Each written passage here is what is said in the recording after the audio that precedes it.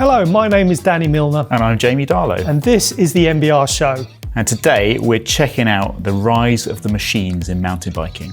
Does anyone actually want automatic shifting, ABS braking, intelligent suspension? Are we just adding a load of unnecessary complexity and dumbing down the sport?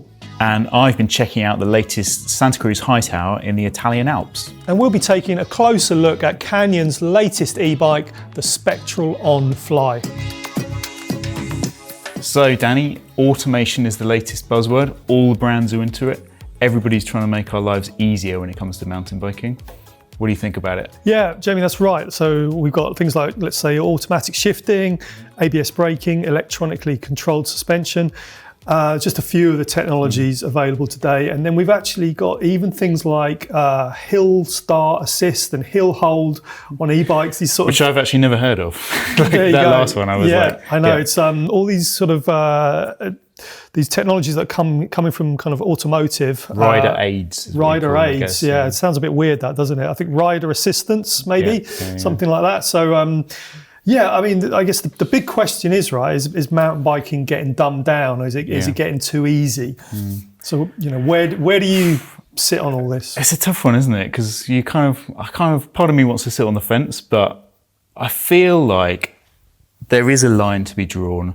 And for me, anything that makes mountain biking better in terms of getting rid of the boring stuff is totally cool with me. So if there was a machine that would wash your bike for you, that'd be great. Or if you could automatically drop your saddle when you got to the steep bit, I'm totally cool with that. For me, the line is something like ABS braking, because that is a proper skill. You know, that's a real mountain bike skill. You need to control your front wheel. You need to not skid out of the back unless you want to.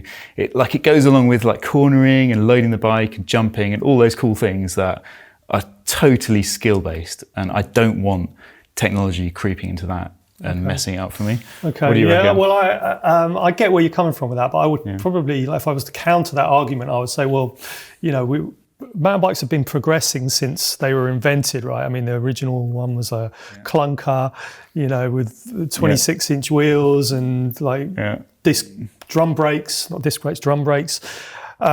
So mountain bike has always evolved with technology. Everything that we ride now has been designed to make our lives easier. I want to talk about auto shift. Yes. Particularly automatic shifting, because I rode the Bosch TRP EASI shift the other day, and I've also ridden the SRAM auto shift, which is on the bike behind us here, and I was definitely in your camp previously, or rather, I liked the idea of it, but the actual physical application, I wasn't so sure about. We both rode this bike, didn't we? And we both rode the Neatproof as well that had it, and it was kind of a little bit underwhelming, maybe, like not quite there. It showed promise, but not quite there, I'd say. Exactly. I think in this current guise, it's not a system that I would choose to run. You turned it off, didn't you? You basically, be honest. You turn it off. You turn it off. Yeah. So the Bosch system,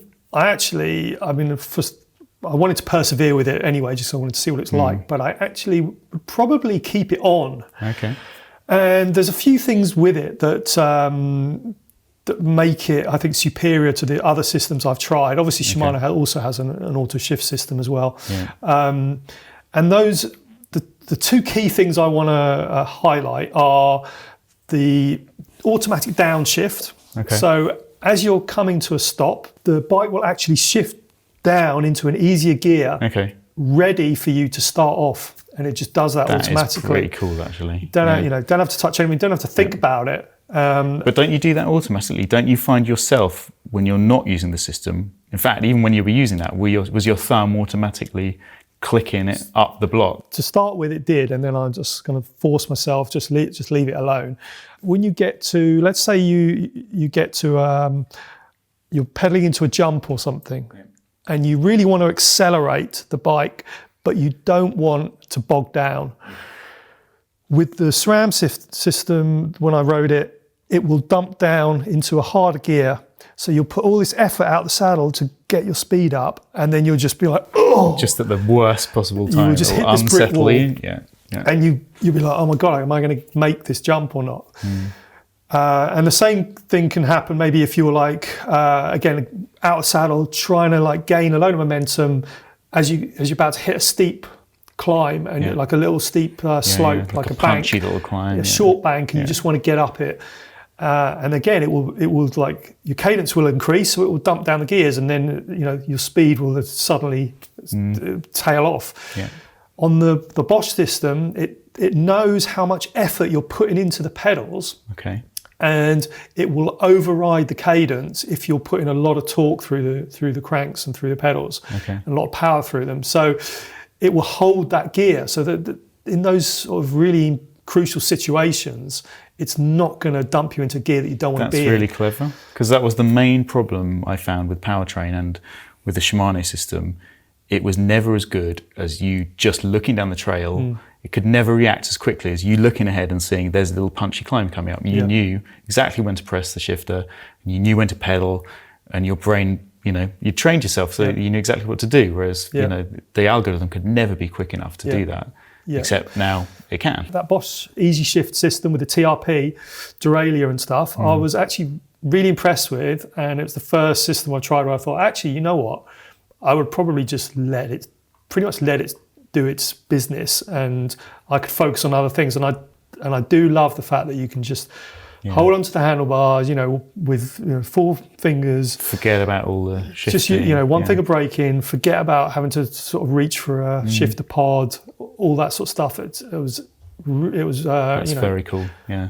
It really did kind of free up your both mental capacity and just the ability to sort of hold on. The question is how many people are going to brands are going to adopt this on the bikes. Obviously, there are always downsides with this. The number one will be cost. Number two will be extra complexity. Potentially more batteries to worry about. Like I absolutely hate the fact that we're becoming slaves to all these batteries that need charging. I think the last bit of tech really we wanted to maybe talk about is suspension, electronic suspension, and again I think it's a similar case with that. Like when I've tried Flight Attendant, 100% there's advantages to it. And if I was racing and kind of money was no object, and it was all about my gaining an advantage against the clock, I would have it in a heartbeat. Yeah. But if I'm out for a Sunday ride, it's neither here nor there. I've got other considerations suddenly now. I've got the cost implication, which is significant. I've got more batteries. I've got charge. It's like suddenly I'm like, you know what? I'm quite happy to reach down and flick a lever, a lockout lever myself. To round it up, I mean, where is the ultimate sort of conclusion of all this? Like, if we look at... Yeah, we talked round and round, haven't we? I sort of convinced myself it's a good thing. You have, yeah. I don't know. It's it's definitely a grey area, isn't it? It's for everyone to decide. And it creeps as well, doesn't it? Like, we've both accepted over the years that e-bikes are a great thing. Plenty of people haven't got there yet, won't ever get there. So it's different for everybody, I think. And that's the ultimate aid, isn't it? A motor doing 75% of the work for you on the climbs and stuff. So I think for me, I would draw the line at like lane assist for single track. Okay. Maybe suspension that like preloads you for a jump for like an... I'd like that. No, that would be pretty cool, wouldn't it? So you get an extra boost on the jump. What about automatic wheelie feature? So it'll just... Again, I'm pretty crap at wheelies. I'd take that as well, but you probably wouldn't. Yeah, I know what you're saying. Yeah. That would be pretty cool though, wouldn't it? But I would probably draw the line at, I think lane assist, steering assist, I'm like, no. I think we can all rule that one out. That's enough for me.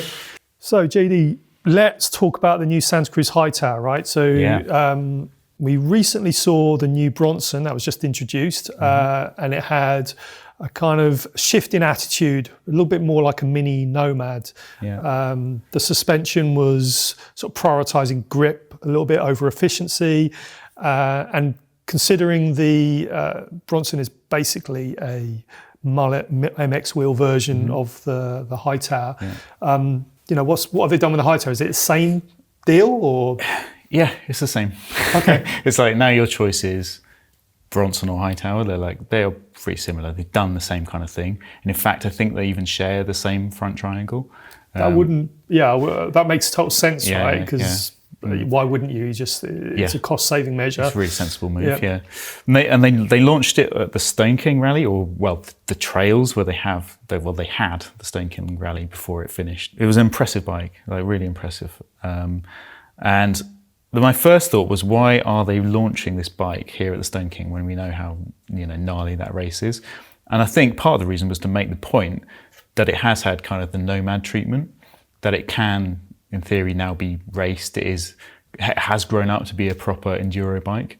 And I think that was borne out with how it actually rode. It was very composed. It's really grown up. It does have incredible grip now.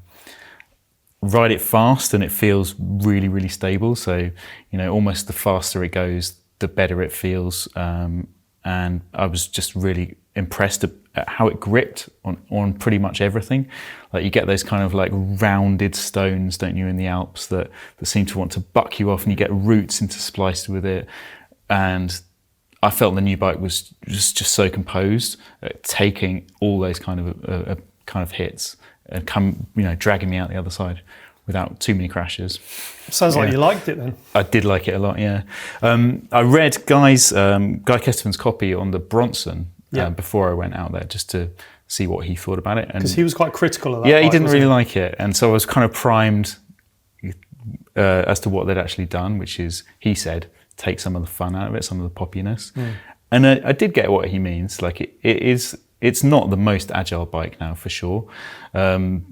Which is part of the reason, I guess, they chose to launch it at the Stone King, because you kind of don't want that. Like, I didn't at any point try and get my wheels off the ground. The whole time I spent trying to keep my wheels pretty safe. Safety, aren't you? Yeah, like trying to keep it on the dirt and try not to lose traction. Yeah. And it was definitely good for that. I wouldn't have wanted a Bronson, because my back wheel gets away from me at the best of times. Well, the new Bronson is more like I know what you mean. So the old Bronson, the sort of kind of more lively feel, maybe slightly more efficient, but maybe slightly sort of compromised suspension feel in terms of ultimate grip and stuff like that. Yeah, so, slightly less control probably.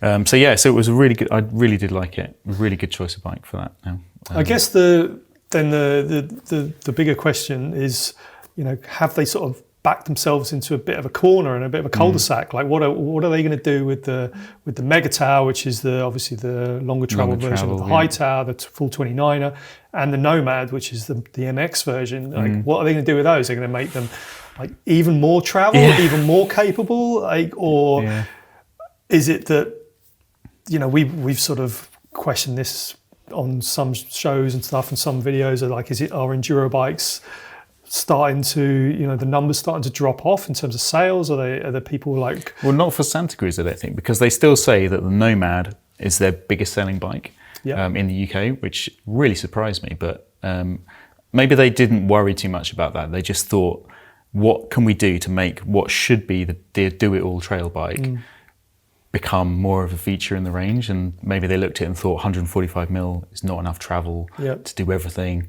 Bump it up by 5mm, which will magically make it good for everything. I suppose it's not about the travel; it's about how they've changed the bike's kinematics, removed some of the anti-squat, made it so it gets into its travel more easily, plusher feel. Maybe they didn't worry too much about what was happening above it.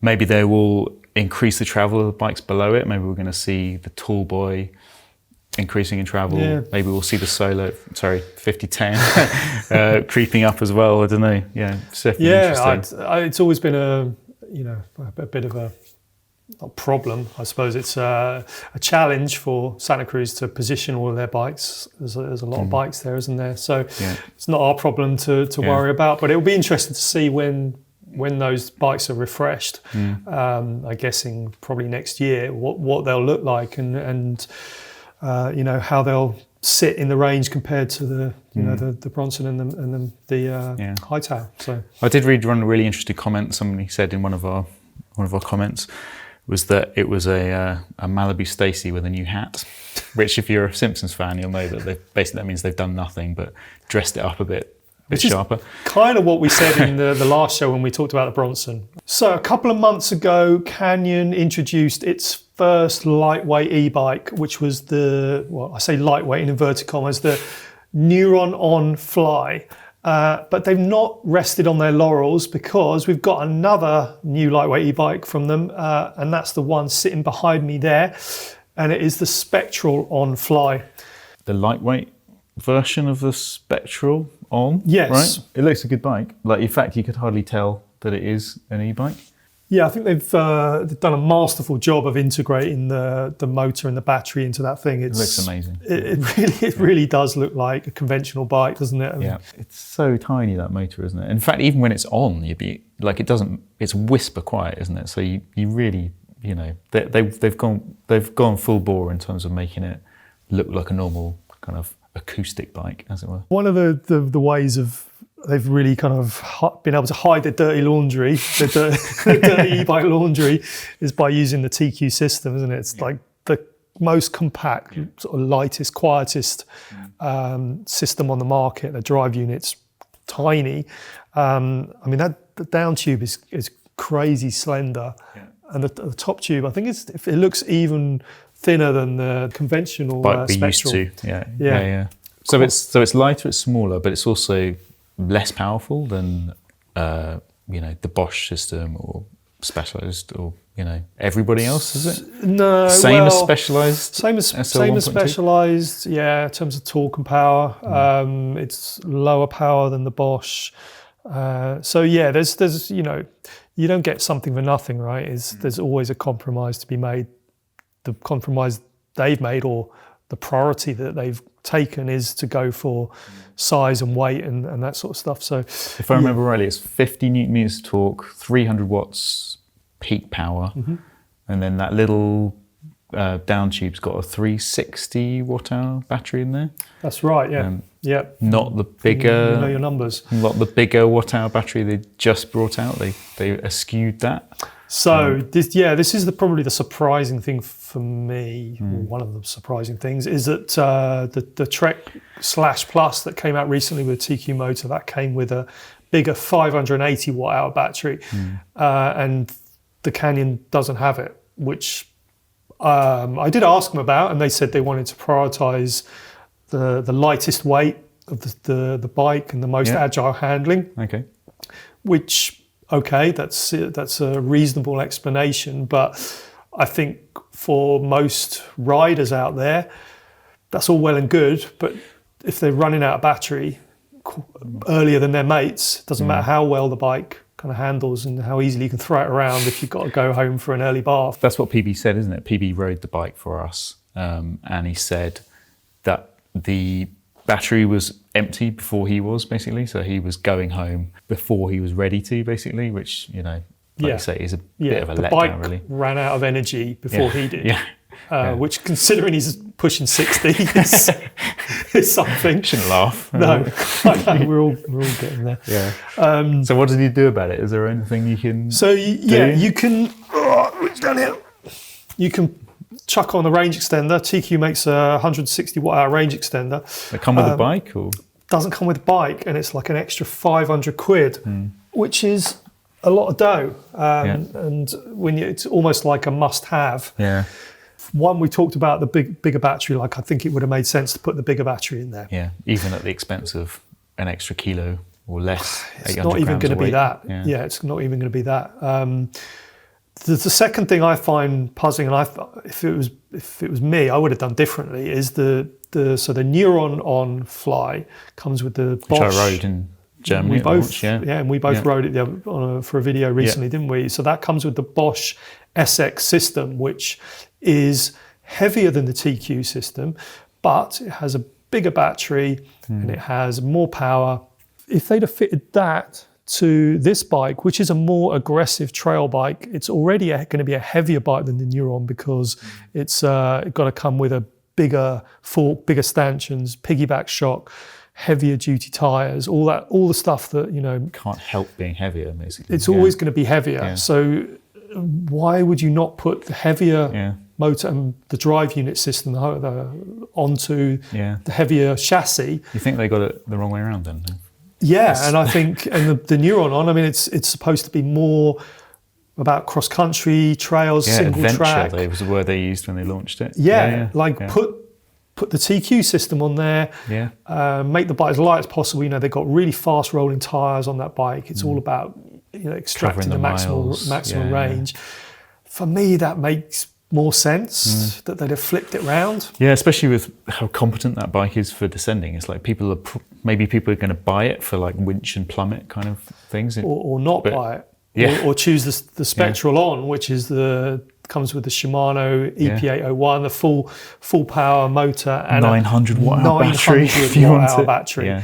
And the crazy thing is that the Canyon has done such a good job of engineering that bike with that huge battery that you don't notice the extra weight. Like it handles so dynamically. Yeah, I guess that's got a fixed internal battery as well. You can't. Can't remove. But you can take the battery out of the full power on. You can. Right? You slide that out. You can put the smaller battery in, the bigger battery. You know, they're both effectively fit the same down tube. So yeah, I think it's a strange one. Yeah.